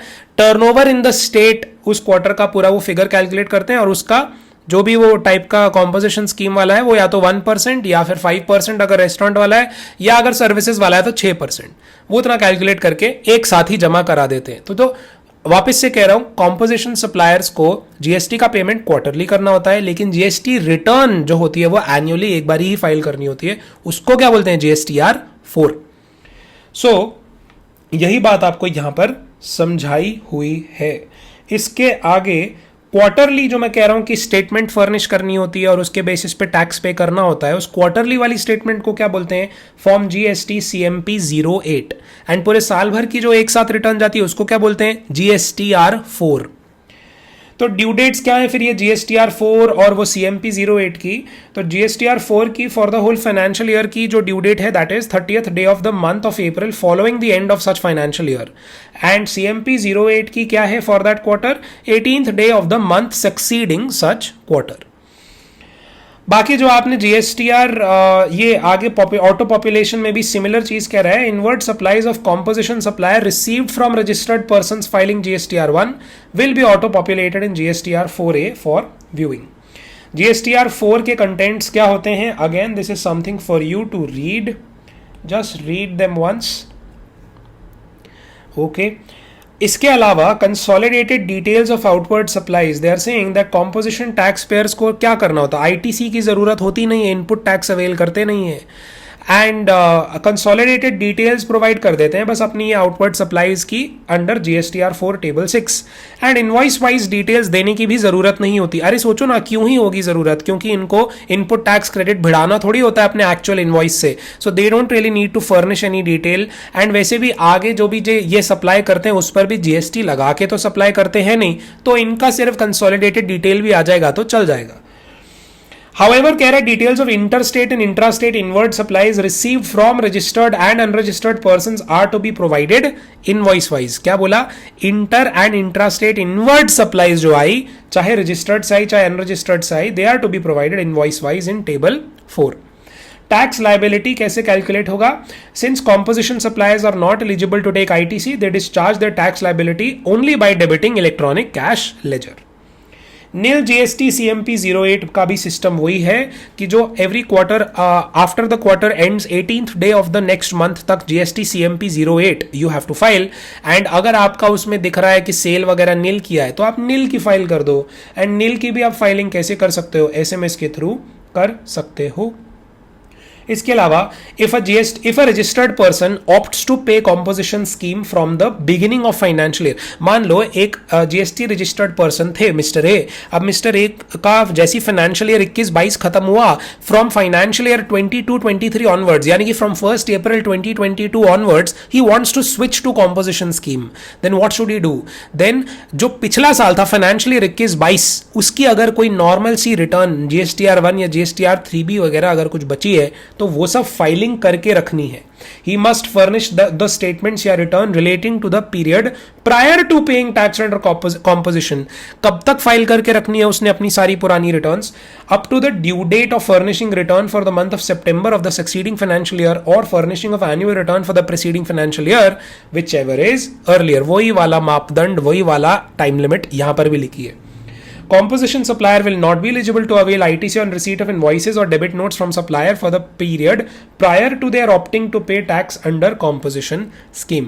तो obviously once you switch to composition scheme you are not allowed to avail input tax credit with respect to any kind of purchases that you did when you used to be a normal tax registered person। तो उससे कोई फर्क नहीं पड़ता, अब तुम composition scheme में आ गए हो तो अब तुम्हें input नहीं मिलेगा। ये GSTR 4 for the period prior to exiting from composition scheme लिखा है. सो अब ये नेक्स्ट सिनेरियो डिस्कस कर रहे हैं जहां पर जीएसटी के अंडर में कोई पहले कॉम्पोजिशन स्कीम में था और अब वो वाला कॉम्पोजिशन स्कीम से हट के क्या कर रहा है, विड्रॉ कर रहा है उस कॉम्पोजिशन स्कीम को.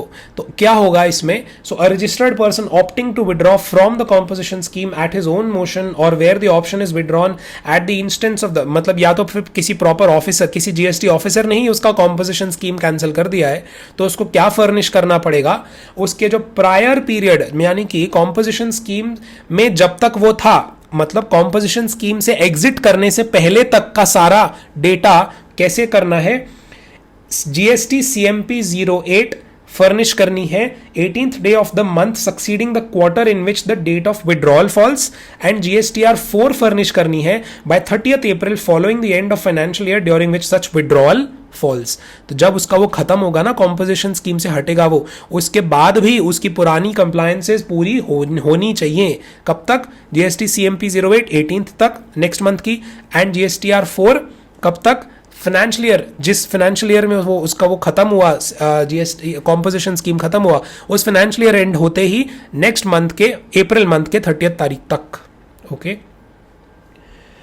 आगे है जो ऊपर प्रोविजंस बोला उन्होंने एफ एंड जी में, above have been explained by way of diagram given in the next page. ठीक है, आगे proper officer is empowered to cancel the taxation, the registration of taxable person if a person paying tax in the composition scheme is not furnished his GSTR 4 for 3 consecutive tax periods. अगर GSTR 4 3 साल तक नहीं file करी है किसी composition scheme वाले ने, तो उसका कैंसलेशन हो सकता है जीएसटी का. And any other taxable person has not furnished returns for consecutive period of 6 months, तो भी प्रॉपर ऑफिसर कैंसलेशन कर सकता है. ओके, ये पूरा इन्होंने आपको डायग्राम बना के दिया है, देखना है देख लो, वरना पहले जो आपने पढ़ लिया वही चीज रिपीट करी हुई है. अगला आता है GSTR 5. GSTR 5 is to be filed by a non resident taxable person. NRTP का मैंने आपको कंसेप्ट बताया था कि जैसे इंडिया में अगर कोई बिजनेस करना चाहता है बट उसका place of business properly India में अगर नहीं है, ऐसी कभी थोड़ा बहुत बिजनेस करता है फिर छोड़ देता है, तो ऐसे टेम्परेरी बिजनेस करने के लिए भी पूरा उसको फुल जीएसटी रजिस्ट्रेशन लेना पड़ेगा किसी बाहर के बंदे को, या वो नॉन रेजिडेंट टैक्सेबल पर्सन के तौर पर जीएसटी रजिस्ट्रेशन ले ले.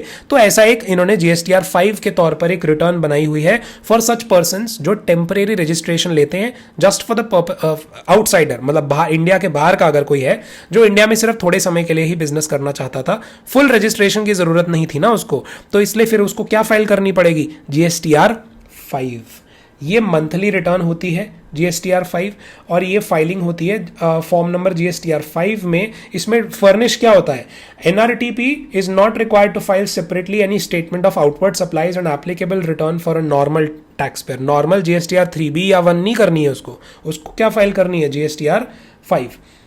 The details of outward supplies and inward supplies of NRTP are incorporated in GSTR 5. इसकी ड्यू डेट क्या होती है? Within 20 days after the end of the calendar month or within 7 days after the last day of the validity period of registration, whichever is earlier. Interest penalty fees वगैरह के लिए क्या है? He should pay a tax, interest, penalty fees और other amount payable under CGST act और the provisions of returns chapter under CGST rules till the last date of filing of GSTR 5. जो कुछ भी पे करना है पूरा पे करना पड़ेगा. एनुअल रिटर्न वगैरह एनआरटीपी को फाइल करना ही नहीं होता है, तो इसीलिए कह रहा है कि ये जो जीएसटीआर 5 है ना, उसकी उसी में उसको सब पे करना पड़ता है. Due date for payment of tax. अब आता है आपका नेक्स्ट टॉपिक. यहां आपका एनआरटीपी खत्म हो गया वैसे. अब नेक्स्ट टॉपिक आता है आपका due date of payment of tax. हाँ भाई, तो ये जो due date of payment of tax वाला जो टॉपिक है ना, सेक्शन नंबर 39(7), इसमें बहुत ज़्यादा कुछ इन्होंने दिया है, बट ये आपके एग्जाम में अगर आना होगा तो सिर्फ वो 1-2 लॉजिक पकड़ने हैं आपने, 2 मेथड करने हैं बस, उसके अलावा इसमें और कुछ इंपॉर्टेंट ज़्यादा नहीं है. सो मैं डायरेक्टली उसी पे स्किप करता हूँ. So if you remember I told you कि QRMP स्कीम में you are allowed to file a quarterly return but the tax payment has to be done monthly. And tax payment भी आपको monthly कब कभी करना पड़ेगा? हर क्वार्टर के first 2 months के रिस्पेक्ट में ही टैक्स पेमेंट आपको पे करना है गवर्नमेंट को, अगर वो टैक्स पेमेंट आपका निकल के आ रहा है बेस्ड ऑन कि आपका इनपुट कितना है एंड आपका आउटपुट कितना है. तो what they are trying to tell you here is कि देखो, अगर कोई QRMP स्कीम में जीएसटी रजिस्टर्ड पर्सन है he would have to pay tax due in the first month or the second month or both the months of the quarter by depositing tax due in form GST PMT 06, and the tax will have to be paid not later than 25th day of the month succeeding such month. सो अगर April month मतलब अप्रैल से जून वाला जो quarter चल रहा है, उस मान लो अप्रैल के महीने में आपकी जो सेल परचेज हुई उसका कैलकुलेशन आपने कर लिया और आपने सोचा कि यार वैसे तो मैं रिटर्न तो नहीं फाइल कर रहा हूं, लेकिन अगर मैं रिटर्न फाइल करता तो मेरा अप्रैल के महीने का इतना टैक्स बनता, तो वही टैक्स आपको क्या करना है, एक्चुअली में पे करना है।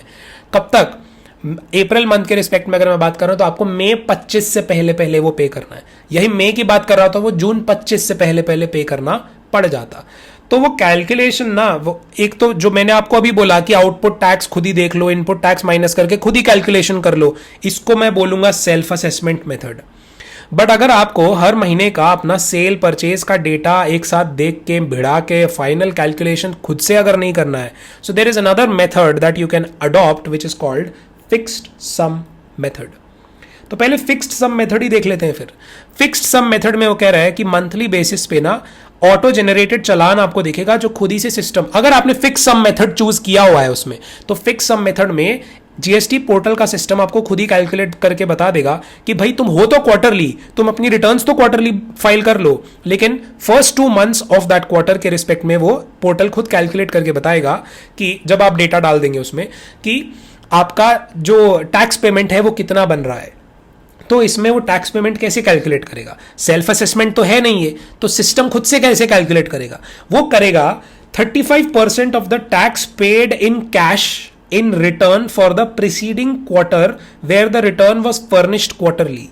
यानी कि अगर आपके पिछले क्वार्टर की रिटर्न भी क्वार्टरली ही गई थी, उसमें आपने कैश से कितना पे किया था, उस अमाउंट का 35% कैलकुलेट कर लेगा वो। तो वो अमाउंट मान लो आती है एक्स। साथ में वो देखेगा साइड बाय साइड, ये भी देखेगा कि tax liability paid in cash in return for the last month of the immediately preceding quarter where the return was furnished monthly. क्या देखेगा वो? कि टैक्स लाइबिलिटी जो कैश में पे करी in the return for the last month of the immediately preceding quarter, जहां पर आपकी रिटर्न फर्निश करी गई थी मंथली। अगर आपने मंथली फर्निश करी थी ना रिटर्न, तो last month of the previous quarter देखेगा वो, और उसमें आपकी जो टैक्स लाइबिलिटी इन कैश थी वो इक्वल टू दैट कर देगा। उसका 35% नहीं करेगा, इक्वल टू दैट कर लेगा। तो वो मैं बोल देता हूं, तो मैं आपको इसमें बोलता हूं 35% ऑफ जो भी अमाउंट थी ऑफ मैं कर देता हूं इसमें tax paid in cash if previous quarter return also we were QRMP। अगर पिछले क्वार्टर में भी हम QRMP थे, वो मैं बोल रहा हूं एक्स, एंड अगर प्रीवियस क्वार्टर में हम मंथली करते थे पेमेंट्स, तो फिर एक्चुअली कैश में हमने जो पे किया है ना टैक्स, उसमें इनटू 35% वगैरह कुछ नहीं, इक्वल टू वाई मैं बोल रहा हूं उसको। जितना भी आपने पिछले मंथ में जो भी पेमेंट करी है पूरी की पूरी कैश लेजर से, वो ही मैं वाई मान रहा हूं। दोनों को वो कंपेयर करेगा। So for example, for easy understanding, the same is explained by way of examples. In case of last return filed was on quarterly basis for the quarter ending March. तो आपने tax paid in cash in the quarter कितना किया था? CGST किया था 100, SGST किया था 100, IGST 500 and cess 50। तो tax required to be paid in each of the months of April and May now will be कितना? अगर मैं क्या लूं, ये वाला फिक्स्ड सम मेथड अप्लाई कर रहा हूं, तो ये 100 है ना, 100 का 35% 35 रुपए आया, ये वाले 100 का 35% 35 रुपए आया, ये वाले 500 का 175 एंड ये 50 का 17.5। तो ये मेरा फिक्स सम मेथड उसने लगा दिया। और अगर अच्छा, ये मैं आपको ये बोला था क्या कि फर्स्ट एंड सेकंड में कंपेयर करेगा? सॉरी, फर्स्ट एंड सेकंड में कंपेयर नहीं, फर्स्ट एंड सेकंड अपने अपने खुद के म्यूचुअली एक्सक्लूसिव केसेस हैं। ये क्वार्टरली वाले के लिए है और ये मंथली वाले के लिए। सो सॉरी, मैं आपको आई थिंक गलत बोल गया था अभी 4-5 सेकंड पहले कि ये जो ये जो चीज़ है क्वार्टरली और मंथली में कंपेयर, ऐसा कुछ नहीं, कंपेयर नहीं, क्वार्टरली मतलब क्वार्टरली कैलकुलेशन अगर क्वार्टरली थी आपकी पिछले क्वार्टर में, क्यूआरएमपी थे आप तब भी, और मंथली मतलब मंथली कैलकुलेशन अगर आप पिछले क्वार्टर में भी थ्रू आउट मंथली ही पे करते आ रहे थे तो। एनीवे ऐसे ही मंथली वाले का एग्जांपल आपको दिया है कि in the case the last return filed was monthly for the tax period March, तो सीजीएसटी आपका अगर 50 पे किया था आपने मार्च के महीने का, 50 एसजीएसटी है, 80 आईजीएसटी पे किया था, तो इक्वल टू करना है, इसमें परसेंटेज 35 नहीं करना है। तो अप्रैल एंड मई की भी टैक्स लाइबिलिटी आपकी कितनी ही आएगी, सीजीएसटी की आएगी 50, एसजीएसटी की 50 एंड आईजीएसटी की भी 80 आएगी, एग्जैक्ट इक्वल टू आएगा, क्योंकि यहां पर मंथली का केस हो गया ये। पहले आप मंथली थे और अगर आप पहले यहां पर क्वार्टरली ही थे तो फिर वो 35% वाला रूल लग गया। आगे कह रहे हैं लेकिन ऊपर वाली जो कैलकुलेशन है, no such amount will have to be required to be deposited for the first month of the quarter where the balance in the electronic cash ledger या credit ledger is adequate for the tax liability for the said month और where there is a nil tax liability. अगर enough credit ledger या cash ledger में पैसा पड़ा हुआ है या एक्चुअल में जब आपने कैलकुलेशन किया तो आपका कुछ जीरो निकल के आ रहा है, नील टैक्स आ रहा है, तो फिर आपको पे करने की 25 तारीख तक जरूरत नहीं है। And for the second month of the quarter, where the balance in the electronic cash ledger, electronic credit ledger is adequate for the cumulative tax liability for the first and second month of the quarter, or where there is nil tax liability. Again, second month में भी क्या कह रहा है, cumulatively first 2 महीने की tax liability चुका देने के लिए कैश लेजर या क्रेडिट लेजर में इनफ पैसा पड़ा हुआ है, या फिर एक्चुअली में टैक्स लाइबिलिटी आपकी नील आ रही है सेकंड मंथ की भी, तो भी आपको फिर टैक्स डिपॉजिट करने की ऑब्वियसली जरूरत नहीं है। Monthly tax payment through this method would not be available to those registered persons who have not furnished the return for a complete tax period preceding such month. तो कह रहे monthly tax payment का method तो उन लोगों के लिए है ही नहीं who have not even furnished a return पूरे टैक्स पीरियड तक, पिछले कुछ रिटर्न्स अगर फर्निश ही नहीं करी हैं, 3Bs ही करेक्टली फर्निश नहीं है या पेंडिंग रह रही हैं, तो फिर ये मंथली पेमेंट तो उनके लिए है ही नहीं। A complete tax period means tax period in which the person is registered from the first day of tax period till the last day of the tax period. Okay. अब आते हैं दूसरे method पे, सेल्फ असेसमेंट बहुत आसान है। Self assessment में the person can pay the tax due by considering the tax liability on inward and outward supplies and input tax credit available in GST PMT 06 के चालान जनरेट करके वो खुद ही से पे कर सकता है, खुद ही से कैलकुलेशन सारी की सारी करके कि ये मेरा आउटपुट, ये मेरा इनपुट, ये भिड़ाया, ये फाइनल अमाउंट इतना है, वो सेल्फ असेसमेंट है। So in order to facilitate ascertainment of ITC available for the month, The auto-drafted input tax credit statement has been made available in form GSTR 2B for the month. उसके लिए input के लिए आपको क्या देखना पड़ेगा, 2B देखना पड़ेगा। A registered person under QRMP is free to avail either of the 2 tax payment methods above in any of the 2 months of the quarter. As already discussed earlier, at the time of filing return for a quarter in 3B, the amount deposited by the registered person in the first 2 months shall be debited. Further, any amount left after filing of that quarter's Form 3B may either be claimed as refund or may be used for any other purpose in the subsequent quarters. However, such refund claim shall be permitted only after the return in Form 3B for the said quarter has been furnished. Further, this deposit cannot be used by the taxpayer for any other purpose till the filing of the return for the quarter. Next they are saying कि applicability of interest का concept very simple. अगर first 2 महीने of the quarter में आपने अपना tax ढंग से जमा करवा दिया था तो फिर आपके ऊपर इंटरेस्ट की चपत नहीं लगेगी जब आप 3B अपनी क्वार्टरली फाइल करोगे।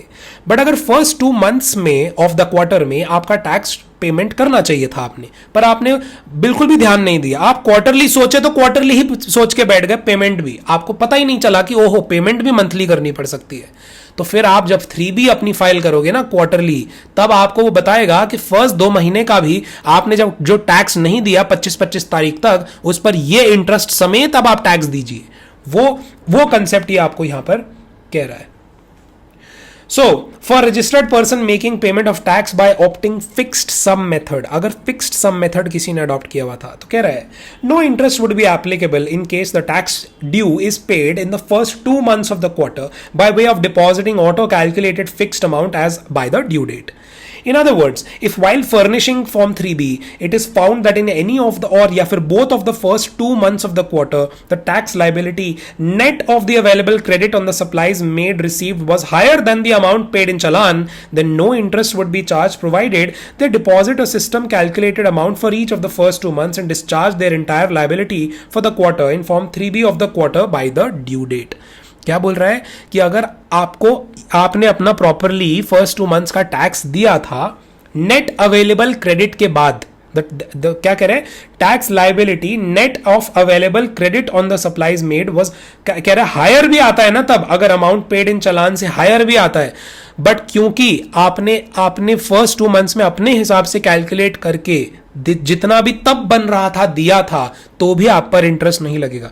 मतलब फर्स्ट एंड सेकेंड मंथ में अगर टैक्स डिपॉजिट किया है, टैक्स डिपॉजिटेड, लेकिन जब आप फुल क्वार्टर की GSTR 3B की कैलकुलेशन में जब आपने पूरी करी और फिर कंपेयर किया उस अमाउंट को, ये मान लो आती है X अमाउंट, और आपने फिर ये Y अमाउंट कैलकुलेट करी and it turns out that Y is actually greater than X, तो आपको डरना नहीं है फिर भी, क्योंकि एटलीस्ट आपको जो भी आपने तब कैलकुलेट करी थी, आपने कम से कम टैक्स जमा तो कराया था ना। तो सरकार कह रही है कि तुम्हें बख्श देंगे हम, कोई बात नहीं, कि अब एक्चुअल में तुम्हारा पूरे क्वार्टर का अगर फर्स्ट 2 महीने के हिसाब से चले और क्वार्टर का पूरा देखें तो ज्यादा ही आ रहा है, तो फिर भी आपको इंटरेस्ट नहीं लगेगा।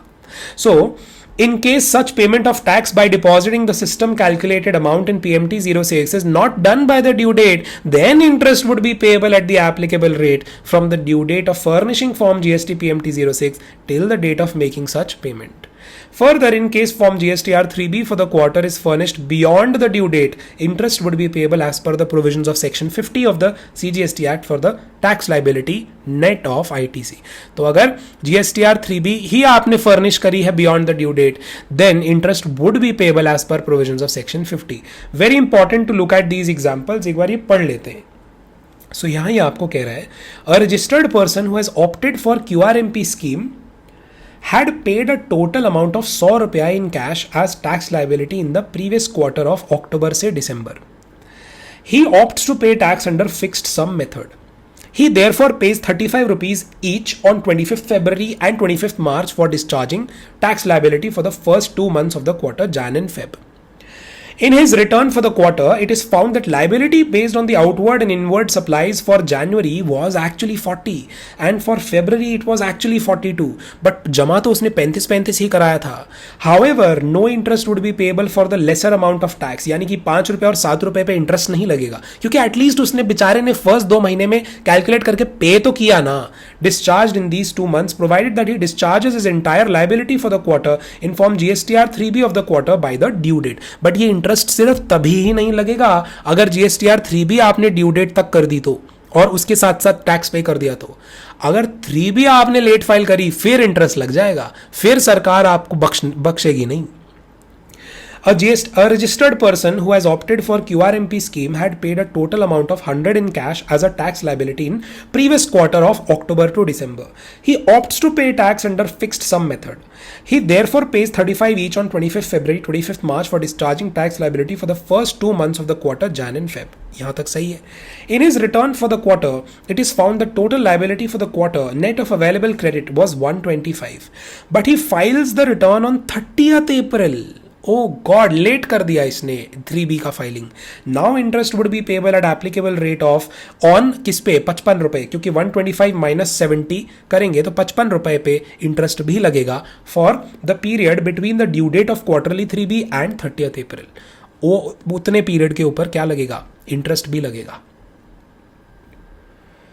Next, it is saying for a registered person making payment of tax by opting self-assessment method, interest amount would be payable as per the provisions of section 50 of CGST Act for tax or any part thereof net of ITC which remains unpaid या paid beyond the due date for the first 2 months of the quarter.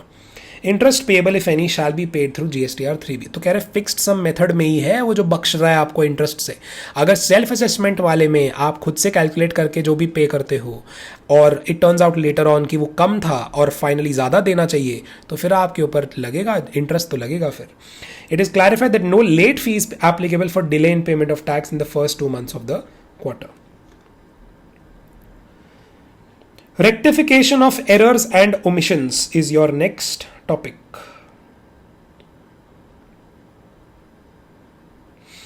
देखो भाई, rectification of error में कह रहा है that यहां पे box में आप देखो, if a return has been filed How can it be revised if some changes are required to be made? So in GST, since the returns are built from the details of individual transactions, there is no requirement for having a revised return. Any need to revise a return may arise due to the need to change a set of invoices or debit credit notes. So instead of revising the return already submitted, system allows changing details of those transactions that are required to be amended. They can be amended in any of the future of the GSTR ones in the table specifically provided therein for the purpose of amending previously declared details. कह रहे हैं कि अगर आपने amend करना ही है ना, तो फ्यूचर में GSTR वंस जो भी आप फाइल करोगे वो अमेंडेड इनवॉइसेस वगैरह डालोगे तो आप वैसे अमेंडमेंट कर पाओगे.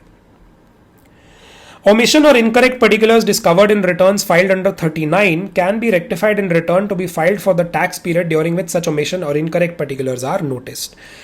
Any tax payable as a result of such error or omission will be required to be paid along with interest. तो कह रहा है सेक्शन 39 के अंडर में 3B में शुरू में पिछले महीनों में जब भी 3B फाइल करी, किसी महीने में आपने कम टैक्स दिया, बाद में टर्न्स आउट कि ज्यादा टैक्स देना चाहिए था, तो इंटरेस्ट समेत देना पड़ेगा फिर. Exception. It is important to note that section 39(9) does not permit rectification of error or omission discovered on account of scrutiny, audit, inspection, enforcement activities by tax authorities. In grounds पे आप अपने GST returns amend नहीं कर सकते हो. Hence, assessee may not be able to pass on ITC to the receiver in respect of tax payments made by him in pursuance of any aforementioned situations. ये illustration है. Illustration देख लेते हैं. Miss Pragya tax payer registered under regular scheme files 3B for the month of October on 20th November. After filing the return, she discovers that value of taxable supply has been under-reported. तो क्या करे? Miss Pragya now wants to file a revised 3B. So कह रहे हैं भैया देखो revise वगैरह कुछ नहीं होगा. इट्स जस्ट दैट आपने जो भी इनवॉइस वगैरह आपने चेंज करना है वो स्पेसिफिक अमेंडमेंट टेबल्स में आप GSTR 1 में आप कर सकते हैं, बट GSTR ऐसा कुछ नहीं है कि आप फाइल रिवाइज कर पाएंगे. So she can not revise 3B, but जो भी अब 1 में जो आप एक्स्ट्रा जो भी इनवॉइस फाइल करोगे उसके बेसिस पे जो एक्स्ट्रा टैक्स आएगा उसके ऊपर आपको इंटरेस्ट समेत टैक्स पे करना पड़ेगा अपनी उस वाली मंथ की 3B में जिस मंथ में आपने ये एरर वगैरह ठीक किया. 1 में जो ठीक किया उस वाले मंथ की 3B में आपको इंटरेस्ट समेत टैक्स देना पड़ेगा. ठीक है. Time limit for making rectification. It is earlier of the following dates. Due date of filing return for the month of September of the next FY या actual date of filing of the relevant annual return, दोनों में से whichever is earlier.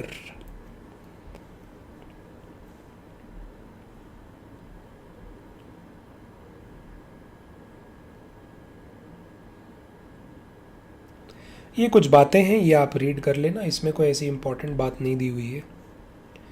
Other returns में क्या आता है हमारा? First return कह रहा है. फर्स्ट रिटर्न का concept is related to your registration. So when a person becomes liable to registration after his turnover crosses the threshold limit, he may apply for registration within 30 days. So thus there might be a time lag between a person becoming liable to registration and a grant of registration certificate.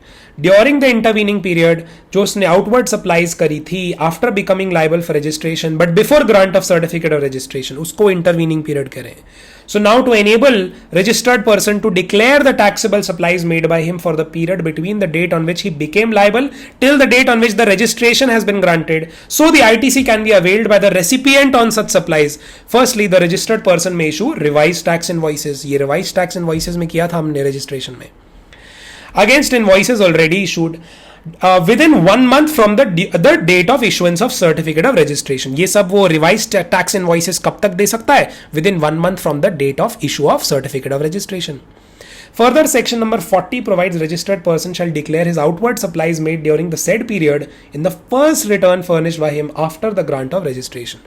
तो किस period के respect वाले sales भी वो अपने first GST return में बताएगा. उस पीरियड के जब वो उसका 20, 10 या 40 लाख को थ्रेशोल्ड क्रॉस किया उस डेट से लेके उस डेट तक जिस दिन उसको वो सर्टिफिकेट फाइनली मिला, उस इंटरवीनिंग पीरियड के सेल्स का भी रिकॉर्ड वो कहां दिखा देगा? फर्स्ट रिटर्न में दिखा देगा अपनी. एनुअल रिटर्न नाम की एक रिटर्न होती है. Annual return all GST registered persons have to file annual return, लेकिन कुछ लोगों को एनुअल रिटर्न फाइल करने की ज़रूरत नहीं होती है. वो लोग कौन है? ये 5 टाइप के लोग हैं. So no need to file annual return. So annual return कब तक फाइल करनी होती है? By 31st December of the next financial year. Prescribed form क्या है, GSTR 9, और अगर कोई कॉम्पोजिशन वाला है तो GSTR 9A। What is final return? Final return तब है जब आप फाइल करते हो जब आपका GST का रजिस्ट्रेशन खत्म हो जाता है, सरेंडर कर देते हो, उसको हम बोलते हैं GSTR 10 फाइनल रिटर्न। ये कब फाइल करनी है? Within 3 months of the date of cancellation या date of order of cancellation, दोनों में से विच एवर इज लेटर, उसके within 3 months GSTR 10 is to be filed. Next they are talking about UIN। UIN क्या होता है? ये जो थोड़ी स्पेसिफिक या स्पेशल ऑर्गेनाइजेशंस होती हैं ना, यूनाइटेड नेशंस वगैरह की भी कुछ ऑर्गेनाइजेशंस वगैरह होती हैं, उन लोगों का क्या है ना, आगे वो सेल तो करते नहीं है लेकिन परचेजेस बहुत सारे करते हैं जो उनको, जिन पर वो टैक्स देते हैं, उसका वो रिफंड क्लेम करना चाहते हैं। तो जो वो रिफंड क्लेम करना चाहती हैं ऐसी ऑर्गेनाइजेशंस जो उन चीज़ों का जिस पे वो टैक्स दे कर आए हैं लेकिन वो इनपुट नहीं क्लेम कर पा रहे थे क्योंकि वो आउटपुट कुछ करते ही नहीं है, वो तो समाज सेवा करते हैं, तो इसीलिए ऐसे लोग रिफंड के लिए अप्लाई कर सकते हैं by first applying for a number called UIN। UIN number apply करने के बाद उसके बाद वो रिफंड ऑफ टैक्सेस के लिए भी अप्लाई, इनवर्ट सप्लाईज पे जो उन्होंने दिया था उस पर वो रिफंड ले सकते हैं। उसके लिए वो क्या फाइल करते हैं? GSTR 11। ओके, बस इसमें और कुछ नहीं है, GSTR 11 is for that purpose. Next is what? Default delay in furnishing a return. So अगर कोई नॉर्मली अपनी रिटर्न फाइल नहीं करता है, हाँ, so section 46 and 47 are about default या delay in furnishing the returns. उसमें क्या होता है? सो अगर देखो किसी ने अपनी सेक्शन 39 के अंडर में नॉर्मल 3B रिटर्न नहीं फाइल करी, 44 के अंडर में एनुअल रिटर्न नहीं फाइल करी, 45 के अंडर में फाइनल रिटर्न नहीं फाइल करी, 52 के अंडर में TCS स्टेटमेंट नहीं फाइल किया, तो उन लोगों को क्या होता है? नोटिस आता है। पहले रजिस्टर्ड पर्सन को क्या आएगा? नोटिस आएगा कि आपको अपनी रिटर्न फाइल करनी है विद इन 15 days। सो अगर वो नहीं करते हैं तो फिर उनको क्या होता है? देन उसके ऊपर क्या लगता है? लेट फीस वगैरह भी लगनी चालू हो जाती है। So late fees applicable for delay in furnishing of returns या details of outward supplies as per section 47। Delay in filing any of the following by the respective due dates attracts late fee. Section 37 के under वाली जो outward supplies GSTR 1 जो थी वो अगर QRMP की जो रिटर्न्स हैं सेक्शन 39 के अंडर में, वो फाइनल रिटर्न जो है उसके अंडर में वो, तो क्वांटम लेट फी कितना है? 100 for every day during which the failure continues and 5000 दोनों में से whichever is lower। Late fees levied for delayed in filing annual return under 44, उसके लिए क्वांटम ऑफ लेट फीस क्या है? 100 for every day during which failure continues, या 0.25% of turnover of registered person in the state या union territory, दोनों में से whichever is lower। ये जो ऊपर आपको अमाउंट्स बताई है ना, 100 रुपया एंड ऑल, ये CGST एक्ट की बताई हैं। सेम अमाउंट आप SGST या UTGST एक्ट की भी ले लेंगे तो वो फिर टोटल अमाउंट डबल आएगा उसका। ओके, नेक्स्ट इज GST, ये goods and services tax practitioners. इसमें कुछ नहीं है, GST प्रैक्टिशनर नाम का एक कंसेप्ट लेके आ गए अंडर दिस एक्ट। वैसे ज़रूरत थी नहीं इसकी, पता नहीं क्यों लेके आए हैं, बिकॉज ऑलरेडी इतने CAs, लॉयर्स, CS, CMA वगैरह जितने प्रोफेशनल्स हैं ये काम कर ही रहे हैं। But they introduce one more thing, ये GST प्रैक्टिशनर्स का। GST practitioners is nothing, it's just an approved person with a licence to do the GST work on behalf of the clients. तो ये it's just another source of earning for some kind of people who want to have expertise in GST। वो लोग के लिए क्या कर दिया इन्होंने? GST practitioner नाम का एक कंसेप्ट बना दिया। तो उसका they will get GST का खुद का पोर्टल का पासवर्ड, यूजर नेम वगैरह मिल जाएगा, and they will be able to help their taxpayers in filing their returns and taking care of the other matters। तो ये GST प्रैक्टिशनर का है। वैसे तो मेरे हिसाब से इसमें कुछ समझाने का ही नहीं है, आपको सिर्फ इसमें ये चीज़ें जो हैं ये पढ़नी है कि क्या क्या एलिजिबिलिटी क्राइटेरिया है, क्या क्वालिफिकेशन प्रेस्क्राइब्ड है, क्या एक्टिविटीज़ ये लोग करेंगे, क्या काम करेंगे, GSTPs के थ्रू फाइलिंग करवाएंगे, बाकी और कुछ पॉइंट्स हैं। अच्छा, GSTP को अगर एनरोल करना है तो उसको क्या करना है, क्या प्रोसीजर है, ये भी GST जो प्रैक्टिशनर है इसको अगर एनरोल करना है ना, उसके लिए क्या प्रोसेस है, ये मेरे हिसाब से इसमें समझाने का कुछ नहीं है। It's just another certification for people, for professionals only who can help the general public in the GST work, that's it. तो आप इसको एक बार रीड कर लेना, इसमें समझाने का कुछ नहीं है। सो इसके अलावा क्या है, बस that is it. I think this completes your chapter. It's completes your chapter. इस पूरे चैप्टर में जितने एग्जाम्पल्स हैं, जितने इलस्ट्रेशंस हैं, जितने चैप्टर के एंड में सवाल हैं, आपने वो सारे सॉल्व करने हैं। पूरे स्टडी मैट में जितने एग्जाम्पल, इलस्ट्रेशन, क्वेश्चंस हैं, you have to solve them all. Can't leave even a single question. अगर आपने सारे सॉल्व कर लिए ना तो क्लियर हो आप क्लियर कर लोगे। Okay, bye bye.